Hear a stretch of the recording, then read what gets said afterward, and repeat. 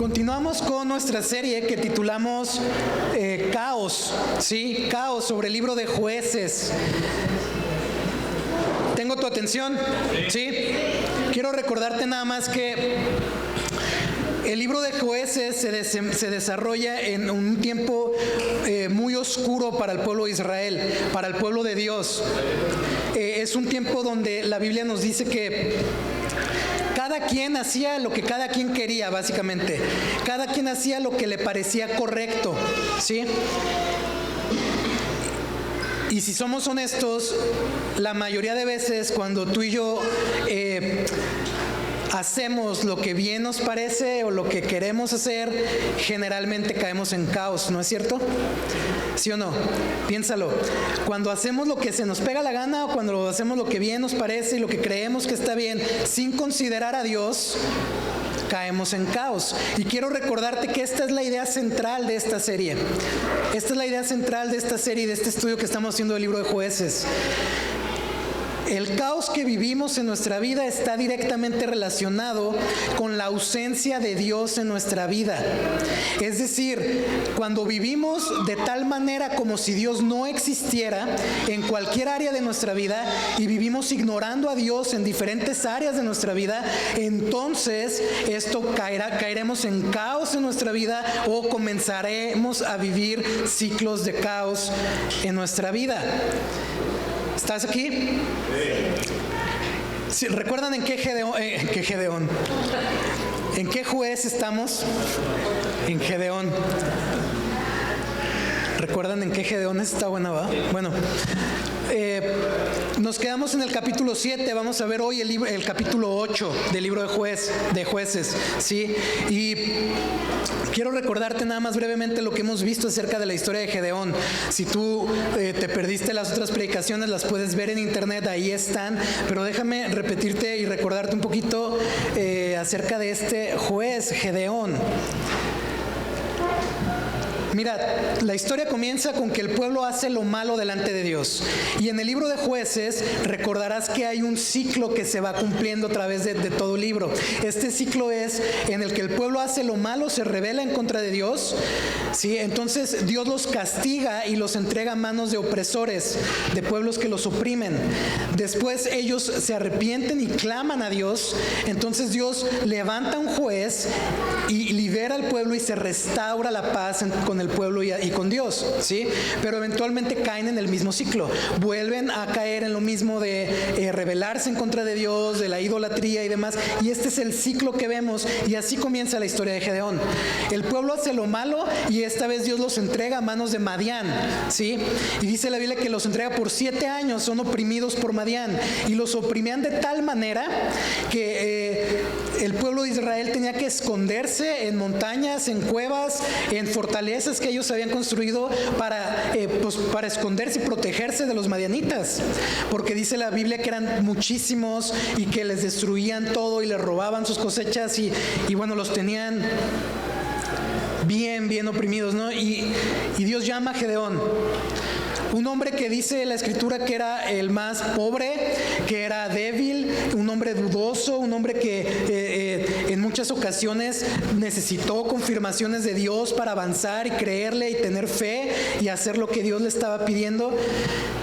De hecho, cuando Dios le llama a Gedeón, Gedeón estaba escondido. Y ahí Dios le dice, el Señor le dice: ve y libera, pelea contra Madián, los vas a derrotar, yo voy a estar contigo, ¿sí? La guerra, la batalla se desenvuelve. Gedeón habla a otras tribus. Entonces, para luchar contra Madián, habla a otras tribus. Junta un ejército alrededor de 32,000 guerreros que le iban a ir a hacer frente a 135,000. Pero Dios ubica la diferencia: 32,000 contra 135,000. Es mucha la diferencia, ¿no? Y aún así Dios dijo, no, son muchos. Y recorta el ejército de Gedeón y lo deja en 300. Y la Biblia en el capítulo 7 nos dice, es bien claro que nos dice que Dios decidió hacer esto, el Señor decide hacer esto, de recortar el ejército, porque no quería que el pueblo de Israel se volviera orgulloso y que dijera, esta batalla la ganamos nosotros, con nuestras fuerzas, con nuestro ejército. Entonces Dios recorta el ejército para hacer de esto una victoria que no podía ser de otra manera más que Dios haciendo las cosas, ¿sí? Ahora, ahí está en la batalla Gedeón. Madián y sus aliados están en el valle, Gedeón está en las montañas con 300 hombres, se divide en grupos de 100, los rodean, traen cántaros, trompetas y unas antorchas, prenden la trompeta, prenden la antorcha, tocan la trompeta y demás, echan gritos, todos los madianitas se vuelven locos, empiezan a matar entre ellos, entran en pánico, ¿qué pasa? Y caen en ese momento 120,000 guerreros. Caen en ese momento, pero 120,000, ¿sí? Hay 15,000 más los príncipes de Madián y los reyes que escapan. Y dice la Biblia que escapan, estaban en el norte de Israel, escapan los 15,000 y los reyes y príncipes hacia el sur. Entonces Gedeón le habla a la tribu de abajo que estaba debajo de él, que es la de Efraín, y le dice, Efraín, ve y agárralos, que no se escapen. Entonces va Efraín y los busca y los agarra, y agarra a los príncipes y los mata. Y bueno, ahí es donde comienza el capítulo 8. Fíjate cómo termina el capítulo 7. Gedeón envió mensajeros por toda la región montañosa de Efraín, esto es cuando van escapando hacia el sur, y dijo, desciendan contra Madián y tomen los vados antes que ellos, hasta Bet-Bará y el Jordán. Y todos los hombres de Efraín se reunieron y tomaron los vados hasta Bet-Bará y el Jordán, y capturaron a los dos jefes de Madián, Oreb y Zeeb. Estos eran los príncipes de Madián. Mataron a Oreb en la peña de Oreb y mataron a Zeeb en el lagar de Zeeb. Cuando perseguían a Madián y le llevaron a Gedeón las cabezas de Oreb y Zeeb del otro lado del Jordán. Escapan los príncipes, los reyes, los 15,000, se van hacia el sur, Efraín los agarra, pero cruzan el río, bueno, para usted sería como así, ¿no? Cruza el río Jordán. Cruzan el río Jordán los reyes y los 15,000. Y aquí es donde estamos en esta historia, ¿sí? Gedeón y sus 300 persiguiendo a estos, cruzando el río, yendo por ellos. Entonces, Gedeón, un hombre llamado por Dios, lleno por el Espíritu Santo, que vino con poder el Espíritu Santo sobre él, con fe en el Señor, que le creyó a Dios a pesar de los números, que fue y empezó a librar al pueblo de Israel de las manos de Madián. Suena bien, ¿no? Suena un tipo interesante, Gedeón, ¿no? Pero así no termina la vida de Gedeón, y así no termina la historia de Gedeón. Y hoy vamos a hablar acerca de la caída de Gedeón. Entonces, abre tu Biblia, por favor, en el capítulo 8. Y en lo que la abres, acompáñame a orar, por favor. Padre, gracias por este tiempo y gracias por tu presencia, gracias por tu amor y tu fidelidad con cada uno de nosotros. Padre, gracias por tenernos aquí el día de hoy. Háblanos, Señor. Háblanos algo que quede en nuestro corazón, en nuestra mente, Dios, que dé fruto para tu gloria y para tu honra, Señor. Ayúdanos a ser mejores discípulos tuyos, Cristo. Muéstranos tu carácter, muéstrate a nosotros a través de este mensaje, Señor. Gracias, Dios. Ponemos este tiempo en tus manos, en el nombre de Jesús. Amén. Amén. Bien, acompáñame a leer el capítulo 8. Voy leyendo y voy haciendo algunos comentarios, y después al final vemos las enseñanzas de todo esto que vamos a ver. ¿Está bien? ¿Sí? Ok. Versículo 1. Entonces los hombres de Efraín le dijeron, ¿qué es esto que nos has hecho al no llamarnos cuando fuiste a pelear contra Madián? Y lo criticaron duramente. Pero él les dijo, ¿qué he hecho yo ahora en comparación con ustedes? ¿No es mejor el rebusco de Efraín que la vendimia de Abiezer? Gedeón era de la tribu de Manasés, ¿sí? Pero su clan, por así decirlo, su familia eran los abiezeritas, los de Abiezer. Entonces, bueno, aquí está. Versículo 3, Dios ha entregado en manos de ustedes a los jefes de Madián, Oreb y Zeeb. ¿Y qué pude hacer yo en comparación con ustedes? Entonces se aplacó la ira de ellos contra él cuando dijo esto. Lo primero que vemos es que Efraín captura a los príncipes, le entregan las cabezas de los príncipes a Gedeón, pero aún así Efraín va y le dice, oye, ¿por qué no me invitaste a pelear, no? ¿Por qué no me llamaste? ¿Qué has hecho? ¿Qué has hecho? Y le reclama, lo critica severamente, porque Gedeón no lo había invitado a la batalla. Ahora, pareciera que, si pones atención, pareciera que Gedeón le contesta sabiamente, ¿no? Y como que mengua bien la situación, y como que lo lleva bien, pero básicamente Gedeón lo que hace es que les endulza el oído. O sea, básicamente les dice, pues ¿qué he hecho yo en comparación de ustedes? A ustedes les tocó lo mejor. Ustedes son más importantes, son mejores que nosotros. Ustedes capturaron a los príncipes de Madián. ¿Yo qué pude hacer? Compara las tribus, mejor son ustedes de Efraín que nosotros, los abiezeritas, los de Manasés. Básicamente los ensalza poquito, ¿no? Sería la palabra, como que los ensalza poquito y se calman. Mira, creo que hay al menos dos maneras de interpretar esto que está pasando, y ahorita en un momento voy a hablar la segunda. Pero si creyéramos que Gedeón actuó sabiamente y fue prudente en no meterse en una bronca con su hermano Efraín y bueno, con la tribu y que le contestó sabiamente y humildemente y todo esto, sí hay algo de enseñanza en eso. Fíjate lo que Proverbios 15 dice, la respuesta amable calma el enojo, pero la respuesta grosera lo hace encenderse más. Efraín llega airado, criticándolo fuertemente, y Gedeón, cálmate, tranquilo, ¿no? Y se calman las situaciones. Por un lado tenemos a Gedeón respondiendo bien, y por el otro a Efraín criticándolo severamente. Lo que a mí me intriga, y la pregunta que te quiero hacer es, o que quiero que reflexiones es, ¿cuáles serían las motivaciones de Efraín para venir a reclamarle algo así a Gedeón? ¿Por qué razón Efraín llegaría a criticar a Gedeón de por qué no lo invitó a la batalla? ¿Qué motivaciones, qué intereses tenía? ¿Sí? No estaba entendiendo que Dios estaba obrando a través de Gedeón en liberar a todo el pueblo de Israel de una opresión de 7 años, incluyéndolos a ellos, a los de Efraín, ¿sí? Y en lugar de decirle, oye, Gedeón, gracias por librarnos, gracias por obedecer a Dios, Gedeón, me hubieras hablado, fíjate que no estábamos haciendo nada ayer, me hubieras echado una llamada y hubiéramos ido a ayudarte en la batalla, estábamos escondidos, ¿no? No, va y lo critica severamente, sí, le reclaman enojados. Y más adelante en el libro de Jueces veremos que Efraín como tribu sí eran peleoneros, sí eran reclamadores, ¿no? Y quizá ellos querían quedarse con un pedazo del pastel, del botín de guerra. Imagínate lo que 120,000 caídos hayan dejado, ¿no? Quizá ellos querían una parte, quizá querían que se les nombrara como una de las tribus que venció a Madián, quizá ellos querían salir en la foto, ¿no? En el anuario de los ganadores ahí. Yo no sé qué está buscando, pero creo que es evidente que Efraín, la tribu de Efraín, estaban buscando reconocimiento. Fíjate, Gedeón los ensalza poquito, les dice, no, cálmate, ustedes les fue mejor, ustedes son mejores, ustedes son, wow, no, nosotros no comparamos con ustedes. Y entonces se calman. ¿Te das cuenta?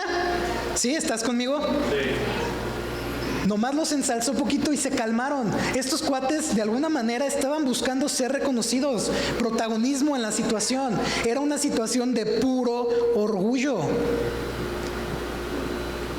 Y no se daban cuenta que Dios era el verdadero protagonista en esa historia, que Dios era quien los estaba librando, que el Señor era quien les estaba dando la victoria de 300 contra 135,000. Pero Efraín pide esto, ¿no?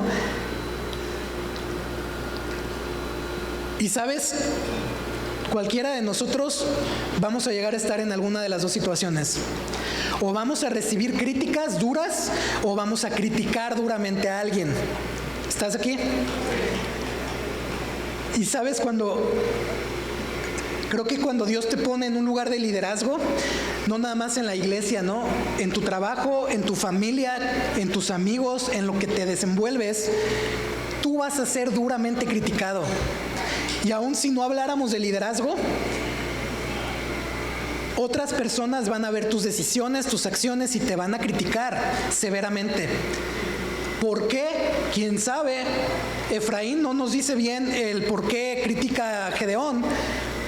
Muchas veces las intenciones de las críticas están escondidas, muchas veces no son tan evidentes, muchas veces hay motivaciones personales y cuestiones, intereses solamente de por medio, por buscar protagonismo, buscar reconocimiento, buscar aparecer en la foto. Muchas veces viene de ahí, ¿sí? Pero yo quiero animarte a que si tú recibes una crítica de alguien, sé humilde, sé manso, no respondas mal con mal, sé sabio en esta situación, ¿sí? Y si tú eres de los que critican con mucha facilidad, yo te animo a que reflexiones de dónde viene tu crítica. Si viene por motivos personales que hay en tu corazón, si viene por un asunto de protagonismo, de reconocimiento, de nomás creer que puedes ser mejor que otros, criticar las decisiones de otros nomás porque tú crees que están mal o X o Y, yo te animo a que reflexiones en esto, porque la Biblia nos enseña que debemos animarnos y exhortarnos al amor y a las buenas obras. ¿Estás aquí? Entonces seamos prudentes con esto. Y bueno, todo esto es una manera de ver, y voy a hablar de la otra manera después, porque Efraín no fueron los únicos que se le pusieron ahí medios difíciles, ¿no? A Gedeón.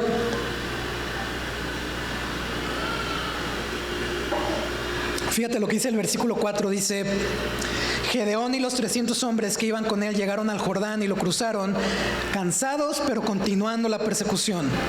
Entonces Gedeón dijo a los hombres de Sucot: les ruego que den pan a la gente que me sigue, porque están cansados, y estoy persiguiendo a Seba y Salmuna, reyes de Madián. Pero los jefes de Sucot dijeron: ¿están ya las manos de Seba y Salmuna en tu poder para que demos pan a tu ejército? Básicamente le dicen: ¿ya los agarraste? No, pues no te doy pan. ¿Ya los tienes? No, pues no te vamos a dar pan, ¿sí? Versículo 7, Gedeón responde: muy bien, cuando el Señor haya entregado en mi mano a Seba y Salmuna. Me encanta que Gedeón dice ¿cuándo? No dice si el Señor nos ayuda, si el Señor sí gana. ¿Cuándo? Gedeón confiaba que la victoria ya era de ellos, que el Señor les iba a dar victoria en esto, y dice: cuando esto suceda, porque va a suceder,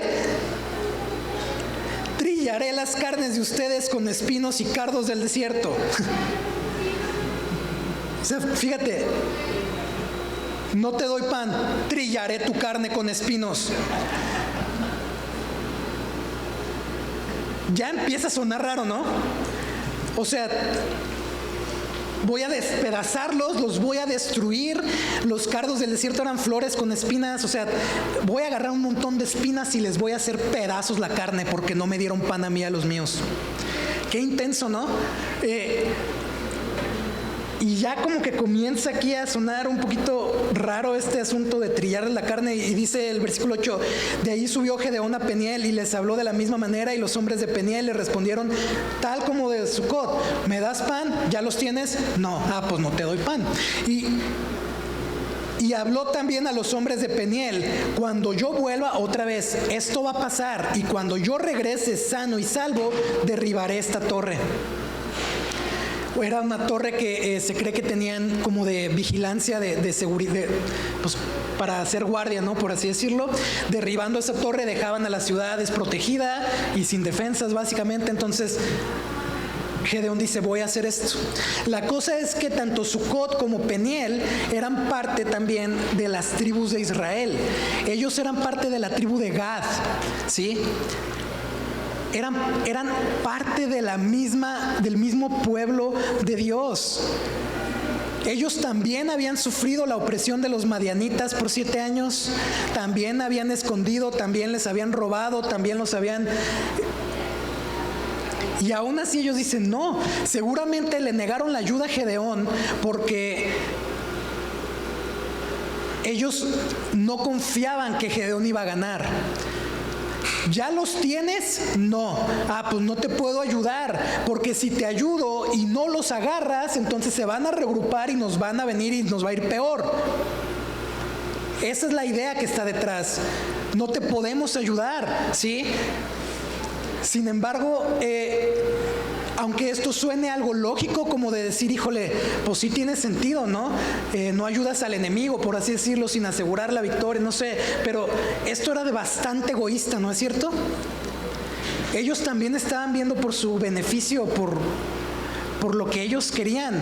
No abonaba para la obra de Dios y no abonaba para lo que todo el pueblo estaba buscando, que era la liberación de la opresión de Madián. Efraín buscó reconocimiento, se olvidó que Dios era el protagonista y el único que merecía la gloria, pero Sucot y Peniel dudaron de Gedeón, que Gedeón fuera a derrotarlos. Voy persiguiéndolos, pues ya los tienes, no. Entonces mejor no te ayudo, no vaya a ser que falles. De manera que indirectamente la duda de Sucot y Peniel no recaía sobre Gedeón, sino sobre Dios. Que Dios era el que estaba librándolos, que Dios era el que les había dicho, los voy a liberar de la opresión de Madián. ¿Estás aquí? Ellos buscaron su beneficio y dudaron de Dios. Se olvidaron que era Dios el que estaba ahí trabajando. Y hay algunos que dicen que Gedeón actuó como juez y que esto de trillarles la carne, derribarles la torre y demás, que esto era algo que él tenía que hacer como un juez, como alguien que estaba gobernando Israel, ¿no? Pero la verdad, honestamente, yo creo que esto es darle mucho crédito a Gedeón, porque ¿sabes algo? Hay otra manera de interpretar esto. Desde Efraín y lo que pasó con Sucot y Peniel, fíjate, la Biblia nos enseña que Efraín y Manasés, ¿sí?, fueron hermanos. Pero Efraín recibió la primacía sobre Manasés. Gedeón era de la tribu de Manasés, ¿sí? Y Efraín recibió la primacía sobre Manasés. Es decir, era mejor que ellos, era más importante, era más pudiente. De hecho, se sabe que de las tribus del norte de Israel, en donde estaban Efraín y Manasés, Efraín eran los guerreros, eran los buenos, eran los que tenían mayor poder, por así decirlo, en la batalla y demás. Entonces, pareciera que Gedeón no fue tan humilde en su respuesta, sino que más bien fue astuto, fue hasta convenenciero, ¿sí? No me conviene ponerme con Sansón a las patadas, ¿no? Entonces, Efraín, ustedes son mejores, tranquilo, todo está bien. Contra ti no puedo, mejor no te digo nada, mejor te digo que sí, te digo que tú eres mejor y que se acabe el tema. Porque lo que hace con Sucot y Peniel es todo lo contrario, todo lo contrario. Mientras a uno lo ve para arriba, a los otros los vio hacia abajo, ¿te das cuenta? Y esto es una situación de puro orgullo, de puro orgullo. Gedeón les dice, cuando el Señor me dé la victoria, les voy a trillar la carne. O sea, ¿te das cuenta cómo de manera implícita está involucrando a Dios en lo que Él iba a hacerles después? Como si Dios fuera a probar que fuera y le trillara la carne a los de su mismo pueblo. Es que dudaron y no cooperaron. Bueno, Gedeón también dudó muchas veces y necesitó la confirmación de Dios. Gedeón había sido levantado como juez, pero era para gobernar al pueblo, para liderarlos hacia los caminos de Dios, a que regresaran a adorar a Dios y únicamente al Señor, no para hacer su propia voluntad, para actuar bajo su propia justicia, para actuar con orgullo. Para eso no había sido levantado como juez. ¿Estás aquí? Esto ya se descontroló, Gedeón está actuando en un mero caos. Y todos ellos, Peniel, Sucot, Efraín, eran tribu de Dios, eran pueblo de Dios, ¿sí? No había una más tribu que otra, era el pueblo escogido, llamado por Dios. Y en lugar de funcionar como un solo pueblo y apoyar la obra de Dios a través de Gedeón, Unos le dieron la espalda, otro lo criticó, cada quien quiso y buscó lo de su conveniencia y lo que querían. Y se estaban olvidando de Dios. De hecho, en este capítulo ya no vemos la intervención de Dios. Si tú lo lees, te vas a dar cuenta que Dios ya no le habla a Gedeón, ni Gedeón le busca a Dios. Esto ya no está, ya nomás vemos a Gedeón, a mi parecer, tomando decisiones orgullosas, con motivos personales, buscando su propia justicia, cayendo en un caos y como en una espiral hacia abajo. Fíjate lo que sigue, versículo 10. Ahora bien, Seba y Salmuna estaban en Carcor y sus ejércitos con ellos, unos 15,000 hombres, los que habían quedado de todo el ejército de los hijos del oriente, porque los que habían caído eran 120,000 hombres que sacaban espada. De aquí sacamos las matemáticas, ¿no? 300, que en un inicio fueron contra 135, menos 120, bueno, quedan 15. Me esforcé, soy terrible en matemáticas, lo tuve que apuntar. Versículo 11 dice, Gedeón subió por el camino de los que habitaban en tiendas al este de Nova y Jobeja y atacó el campamento cuando el campamento estaba desprevenido. Cuando Seba y Salmuna huyeron, los persiguió, capturó a los 2 reyes de Madián, Seba y Salmuna, y llenó de terror todo el ejército. Después Gedeón, hijo de Joás, volvió de la batalla por la subida de Jerez y capturó a un joven de Sucot y lo interrogó. Entonces el joven le dio por escrito los nombres de los príncipes de Sucot y de sus ancianos, 77 hombres, de los principales, de los líderes, de los que gobernaban Sucot. 77 hombres le dan los nombres a Gedeón y sobre ellos va a ir, ¿no? Entonces Gedeón fue a los hombres de Sucot y les dijo, aquí están Seba y Salmuna, acerca de los cuales ustedes me injuriaron. Una injuria, ¿no? Así lo tomó Gedeón, de que no te doy pan. Me ofendieron, se burlaron de mí, diciendo, estas ya están ya las manos de Seba y Salmuna en tu mano, para que demos pan a tus hombres que están fatigados. Entonces tomó a los ancianos de la ciudad y espinos del desierto y cardos, y con ellos castigó a los hombres de Sucot. Se cree que no fue un castigo como de 2, 3 espinas y vámonos para que aprendas, sino que verdaderamente los mató. Versículo 17, derribó la torre de Peniel y mató a los hombres de la ciudad. Se cree que llega a querer derribar la torre, salen los hombres de la ciudad y no lo quieren dejar, entonces se pelea con ellos, los mata y derriba la torre, y ahora deja una ciudad sin hombres para defenderla y sin una torre de guardia, ¿no? Y ahí está Gedeón. ¿Te das cuenta cómo va hacia abajo?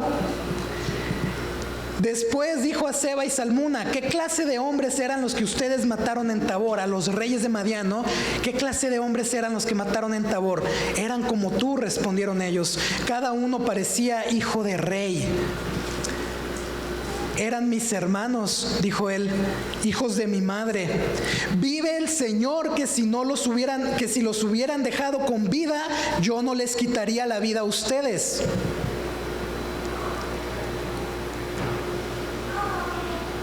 O sea, esto es como de esas veces que estás viendo la película y sale un dato que dices, ¡wow!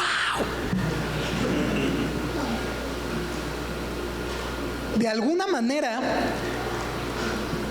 Gedeón en esta persecución, en esta liberación, no era solamente el tema de liberar al pueblo, ni de hacer la voluntad de Dios lo que estaba en su mente y en su corazón.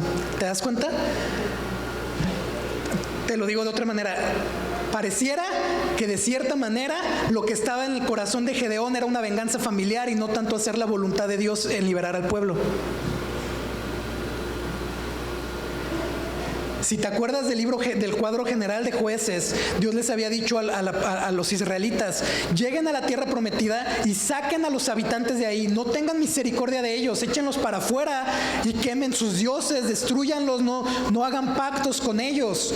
Y me llama mucho la atención que Gedeón les dice, si ustedes no hubieran matado a mis hermanos, entonces yo no los mataría a ustedes.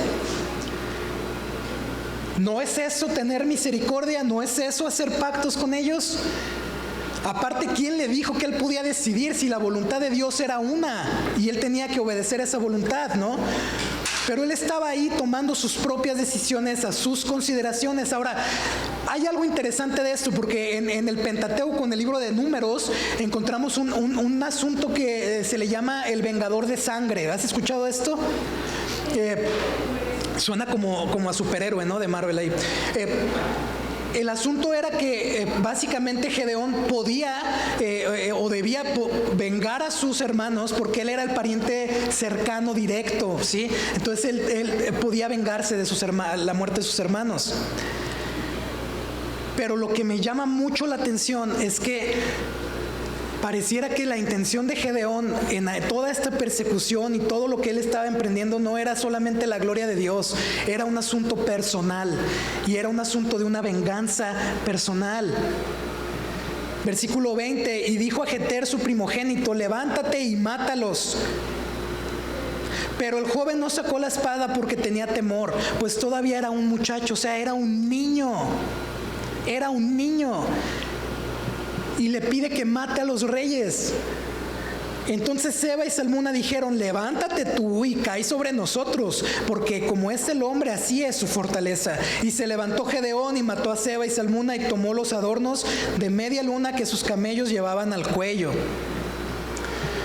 Probablemente Gedeón involucra a su hijo Jeter en esto porque hubiera sido una gloria y hubiera sido de honra para la familia. Y quería él darle esta honra a su familia, ¿no? Mi hijo, que siendo un muchachito, destruyó a los reyes de Madián. Pero Jeter no pudo con esto porque era un niño y dice que le dio miedo, ¿no? No pudo hacerlo. Imagínate, digo, ya especulando un poquito, ¿no? ¿No habrá quedado traumado el pobre muchacho después de eso? En serio, qué terrible, porque yo estaba pensando en esto y decía, bueno, ¿cuántas veces no queremos arrastrar a nuestros hijos en cosas que creemos que les van a hacer bien y terminan siendo de desgracia para ellos? Gedeón se olvidó otra vez que la gloria era únicamente para Dios, que la gloria debía ser únicamente para Dios, no para su familia, no para su hijo, no para él, no para Efraín, no para Dios nada más, ¿sí? Y Seba y Salmuna sabían que morir a las manos del niño, del muchachito, pues iba a ser muy deshonroso, ¿no? Para un rey, una muerte deshonrosa.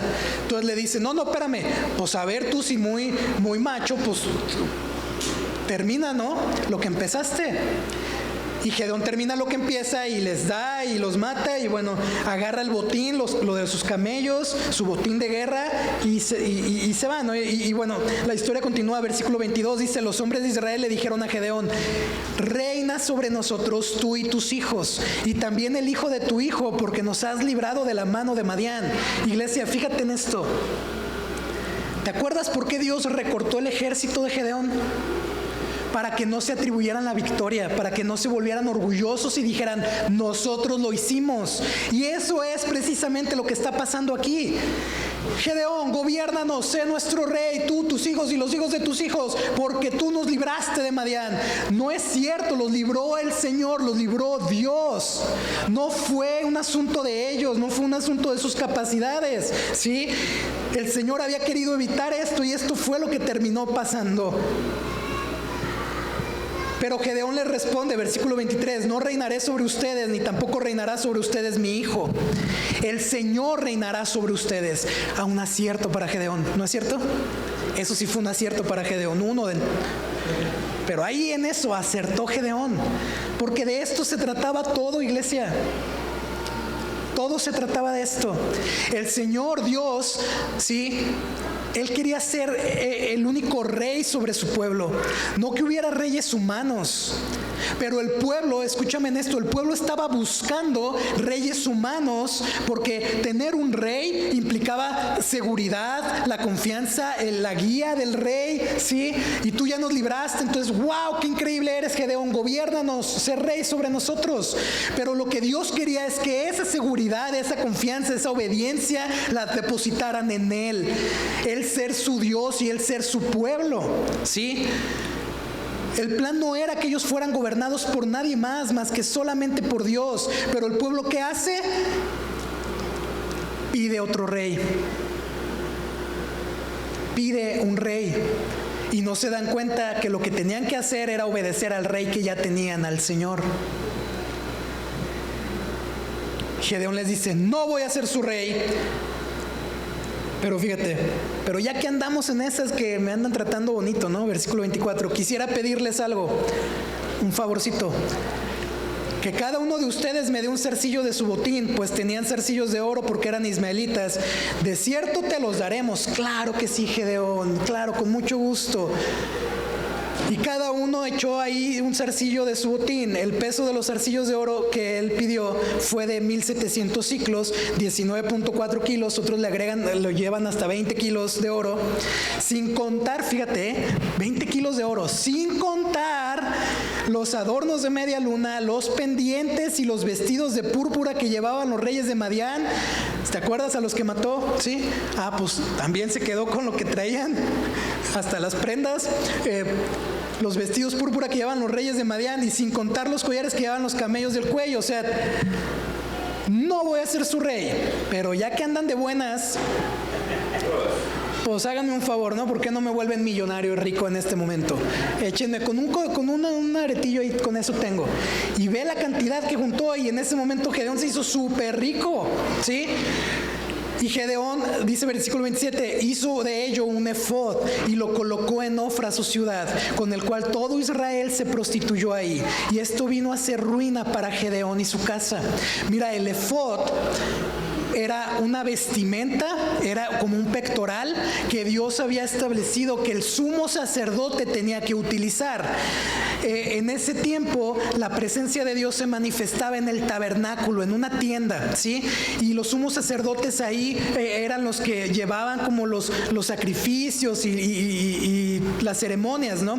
Pero este efod era un pectoral que ellos usaban, y en este pectoral tenían dos piedras, que era el Urim y el Tumim, y eran unas piedras que ellos usaban para discernir la voluntad de Dios. Como si tienes dos piedras, las aventaban o las movían o lo que sea, y si salía de un lado y otra del otro indicaba algo, y si salían al revés indicaban otra cosa. Esa es la idea, ¿no? Más o menos. La cosa es que ellos usaban esto para el consejo, para buscar la voluntad de Dios, para discernir qué es lo que Dios quería en tiempos de crisis. Pero el efod era un asunto sagrado. En donde estaba el efod era porque ahí estaba el tabernáculo, porque ahí estaba la morada de Dios. ¿Estás conmigo? ¿Sí? Entonces, en esencia, no sabemos por qué Gedeón decide construir esto. No sabemos si nomás quería hacer un efod de oro para que lo vieran y dijeran wow, y recordaran la obra de los madianitas o la opresión de las madianitas. No sé. Pero en esencia lo que estaba comunicando el que él haya hecho un efod aparte es: Dios no está acá en su tabernáculo, y donde está el tabernáculo de Dios, aquí está el efod, ¿sí? Aquí está la voluntad de Dios, aquí está el consejo de Dios, aquí Dios está conmigo en Ofra, mi ciudad. ¿Estás conmigo? ¿Me estás siguiendo? ¿Sí? No vayan para allá, vayan acá, aquí está el efod de oro. ¿Y qué terminó pasando? Pues que ellos se prostituyeron espiritualmente, le fueron infieles a Dios, ya no iban con Dios, llegaron a idolatrar el efod, se fueron con otros, o sea, volvieron a caer en lo mismo. Y esto vino a ser ruina para Gedeón y su casa. Versículo 28. Pero Madián fue sometido delante de los israelitas y ya no volvieron a levantar cabeza, y el país tuvo descanso por 40 años en los días de Gedeón. Entonces Jerobbaal es Gedeón. Recordarás que así le apodó su papá, ¿no? Los mejores apodos siempre vienen de los papás, ¿verdad? Pero fue y habitó en su casa y tuvo 70 hijos. Estamos hablando de Gedeón. Tuvo 70 hijos que fueron sus descendientes directos porque tuvo muchas mujeres.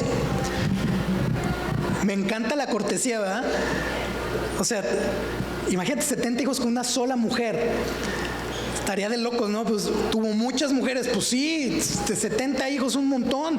Y no solo tuvo muchas esposas, sino también tuvo concubinas, que en teoría la concubina era, pues mujeres que tenía para pasarla bien, ¿no? Básicamente. Y la concubina que tenía en Siquem, versículo 31, también le dio un hijo y le puso o sea, que tenía en Siquem.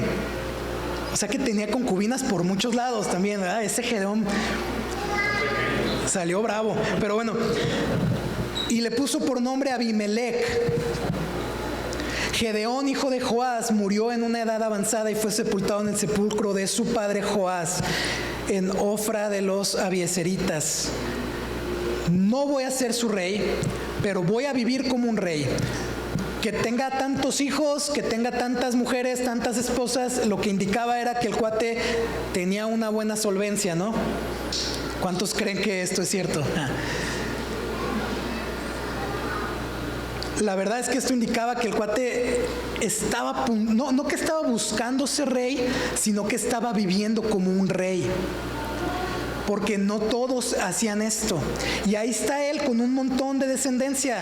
Y fíjate, Abimelech, este hijo ilegítimo que tiene con la concubina, lo que significa Abimelech es: mi padre es rey.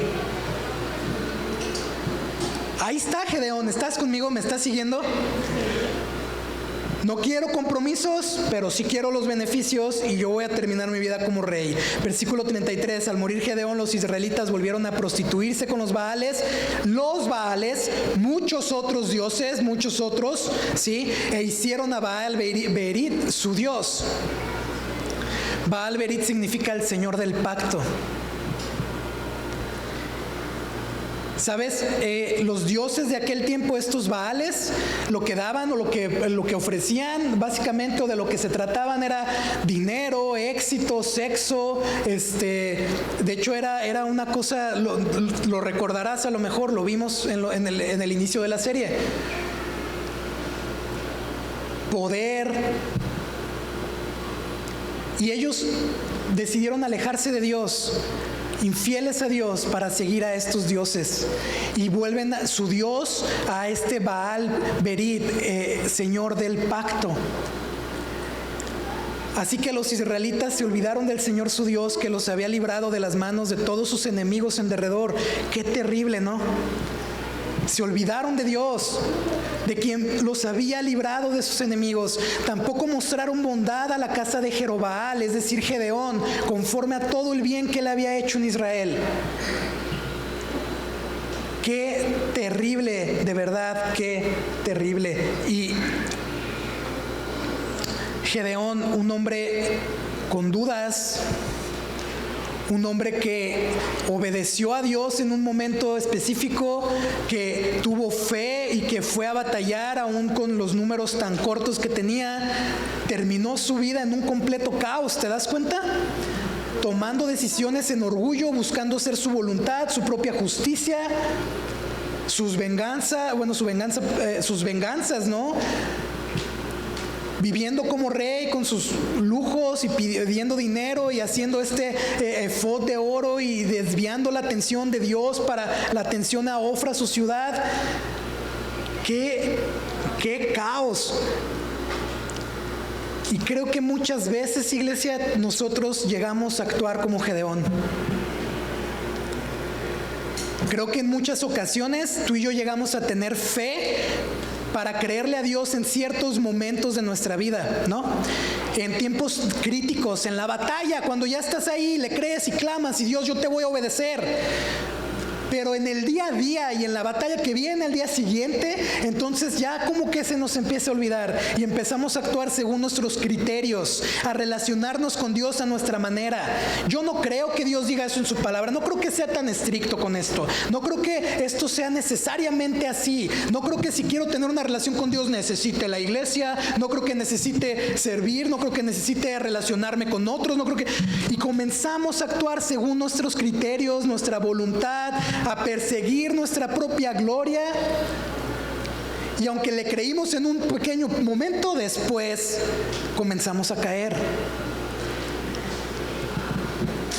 ¿Qué nos puede ayudar, iglesia, a no caer en este caos que cayó Gedeón? Recordar quién es Dios y lo que Él ha hecho por nosotros. Quiero darte 3 puntos para terminar sobre qué tienes que recordar que te puede ayudar a no caer en este caos y terminar tu vida en un caos. Punto número 1, recuerda quién te ha llamado. Recuerda quién te ha llamado. Efraín, Sucot, Peniel, la tribu de Gad, ellos con Manasés, las tribus de Israel eran un solo pueblo llamado y escogido por Dios.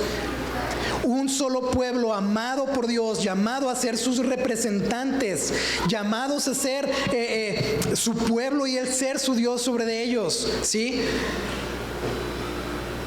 Pero ellos se olvidaron de esto, se olvidaron que ellos debían de representar a Dios frente a otras naciones y que eran un mismo pueblo escogido y amado por Dios. Y cada uno buscó hacer su voluntad, sus beneficios, criticaron a Gedeón, le dieron la espalda. No estaban entendiendo que eran un solo pueblo llamado por Dios. Y sabes algo, tú y yo necesitamos recordar quién nos ha llamado. ¿Quién nos ha llamado? Necesitamos recordar el Evangelio de Jesucristo, de veras, todos los días. Recordar que Jesús vino a este mundo y Él entregó su vida por nosotros, que Él pagó en una cruz nuestro pecado y nuestra maldad para reconciliarnos con Dios, para darnos vida eterna, para tener un propósito y un corazón diferente, para ser adoptados por Dios. Necesitamos recordar que Él es el que ha peleado y Él es el que ha vencido en la cruz. Y Él nos ha llamado, Él entregó su vida para salvarnos. Y necesitamos de veras recordar esto, que Él es, de Él se trata el asunto. Él es quien nos ha llamado. No nos llamó por nuestro ejército, por nuestras fuerzas, nuestras capacidades, por qué tan guapo, guapa estás. No te llamó por nada que tú tengas que ver en eso. Él te llamó por gracia, por misericordia, por su gran amor para ti. Porque si olvidamos que Jesús es la razón del por qué estamos aquí, entonces comenzaremos a actuar según nuestros criterios, a criticarnos duramente, a darnos la espalda unos a otros, a buscar nuestra voluntad, a buscar nuestros beneficios, cada quien que jale para su lado, que al cabo ¿qué? ¿No? Y no vamos a darnos cuenta que somos una familia en Cristo Jesús, que somos un cuerpo en Cristo Jesús.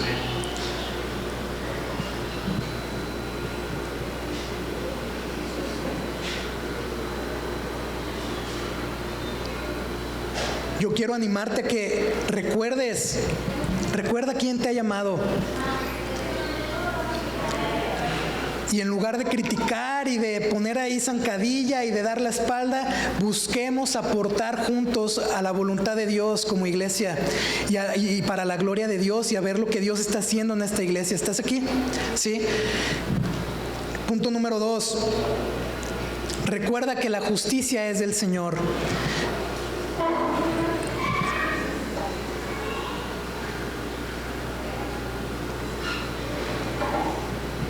¿Cuántos de ustedes han sido traicionados, rechazados, defraudados por su familia? ¿Sabes algo? Esto es algo cierto. Esto sucede, ¿no? Y es doloroso.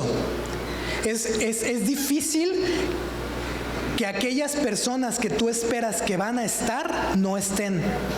Que aquellos que en tiempos de crisis tú digas, ellos me van a ayudar, te den la espalda, te critiquen, se den la vuelta. Y esto sucede en la familia, esto sucede aún en la iglesia, hermanos con hermanos, o sea, entre hermanos en la familia de Dios. Esto sucede, esto es algo real, ¿sí? Y es doloroso. Y esto es lo que le pasó a Gedeón. Sus hermanos de Sucot y Peniel, de otra tribu, le dieron la espalda y Efraín también lo criticó. Y a Sucot y a Peniel les fue mal con los espinos, ¿sí? Por haberle dado la espalda a Gedeón. Pero de cierta manera Gedeón lo que buscó, esto es real y duele, sí, pero lo que él buscó fue hacer su propia justicia a través de esto, o a raíz de esto. Con los reyes de Madián, él podía vengar a sus hermanos, el vengador de sangre, sí, pero pareciera que su motivación no fue darle la gloria a Dios y hacer su voluntad y liberar al pueblo. Pareciera que su tema era la venganza personal, la venganza familiar. Buscó darle la gloria de Dios a su hijo cuando era la gloria para Dios únicamente. ¿Qué hacemos en tiempos de crisis? ¿Qué hacemos cuando alguien te lastima? ¿Cómo reaccionas? ¿Buscas tu propia justicia? ¿Buscas engrandecerte y buscar tu propia gloria? ¿Cómo reaccionas? ¿Qué haces cuando alguien te da la espalda? Cuando alguien te critica?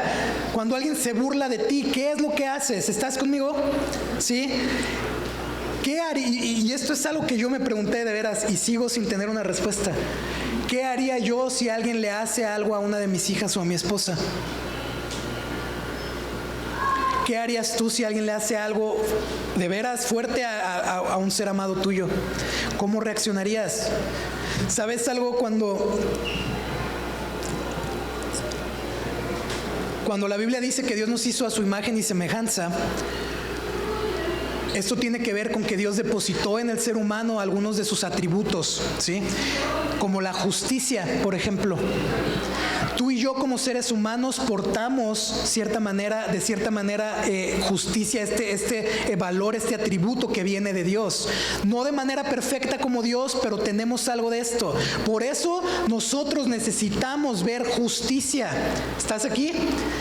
¿Te ha tocado escuchar que alguien roba, hace algún mal o algo y dices, ya quiero que lo agarren, que pague el castigo? ¿Has sentido esto?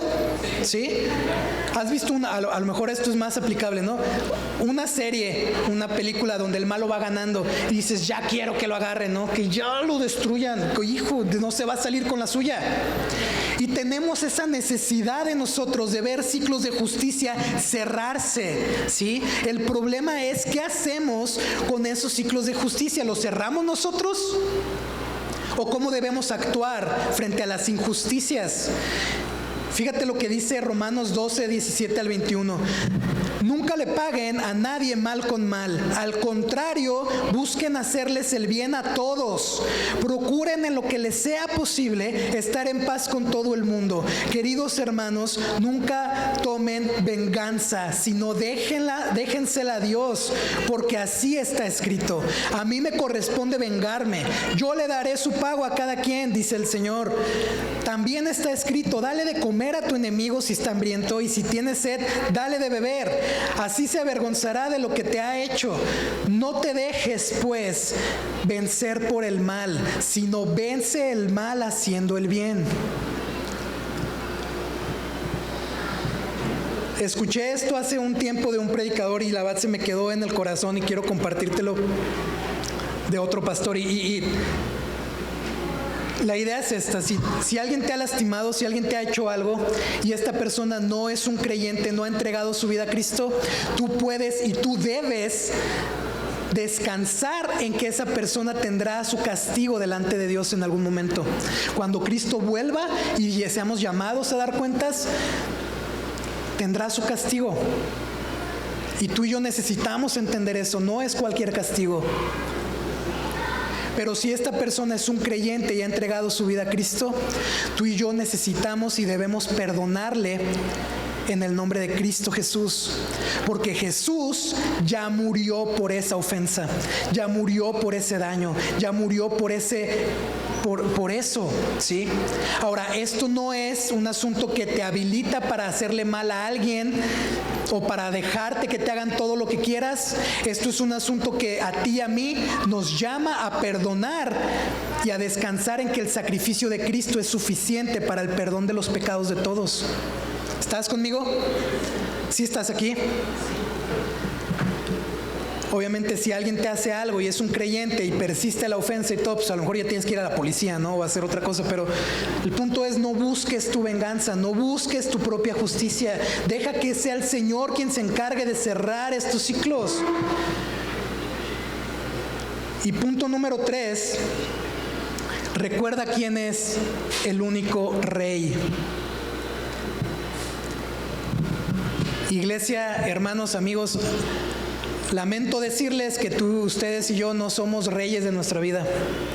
Aunque te digan, ¿qué pasó, mi rey? No somos reyes en nuestra vida. Aunque muchas veces queramos vivir como reyes y persigamos el éxito, el dinero, el sexo, las drogas y el rock and roll y todo lo demás. Aunque queramos vivir como reyes, ¿qué crees? No somos reyes de nuestra vida. Dios le había dado este efod verdadero a su pueblo, ¿sí? Pero Gedeón hizo la copia.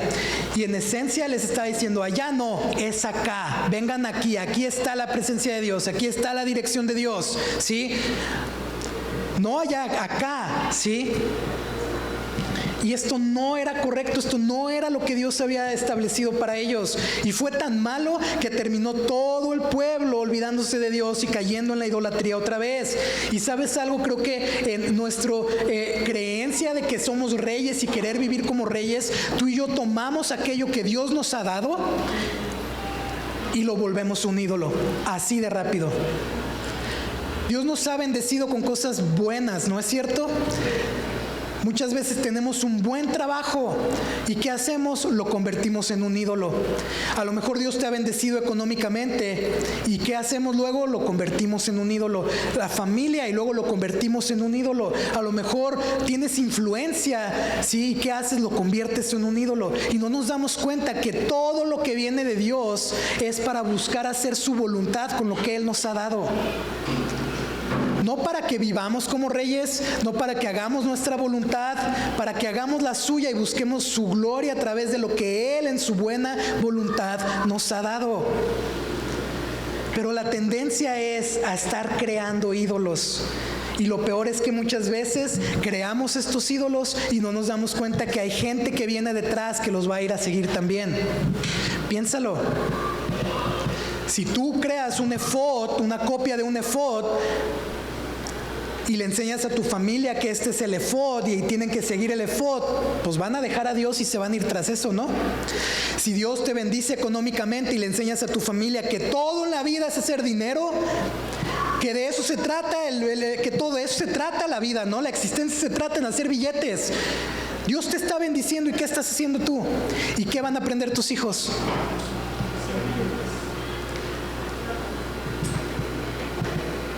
Y caemos en los ciclos, caemos en el mismo ciclo, buscar nuestra justicia, hacer nuestra voluntad, olvidarnos quién nos ha llamado y olvidamos que no somos reyes para querer vivir como reyes y buscar nuestra propia gloria. Y es un ciclo y un ciclo y un ciclo que se va repitiendo. Pero debemos recordar quién es el verdadero y el único rey, y Él es Jesús. Él es Jesús. Con esto comienzo a cerrar. Mira, Jesús en este mundo también fue criticado, también le dieron la espalda, pero a diferencia de Gedeón, Jesús siempre buscó la gloria de Dios. Y Él, siendo totalmente Dios, no vino a este mundo a ser servido, sino a servir a otros. Él, teniéndolo todo, se humilló a sí mismo y tomó forma de hombre y se fue hasta morir en una cruz. Y Él, siendo Rey de reyes, Señor de señores, nació en un pesebre. Y dice la Escritura que Él no tenía ni siquiera dónde recostar su cabeza. Jesús, teniéndolo todo, no quiso actuar y vivir en este mundo como si fuera un rey con todo lo que podía hacer. Pongamos nuestros ojos en Cristo, aprendamos de Él verdaderamente, recordemos que de Él se trata, que Él es nuestro ejemplo, que Él es quien debemos perseguir y que de Él se trata que nuestro carácter sea transformado. Recordemos lo que Él ha hecho por nosotros. Busquemos su gloria, no la nuestra. No hagamos ídolos en nuestro corazón, sino que vivamos buscando su voluntad en nuestra vida. ¿Estás aquí? Termino con esto.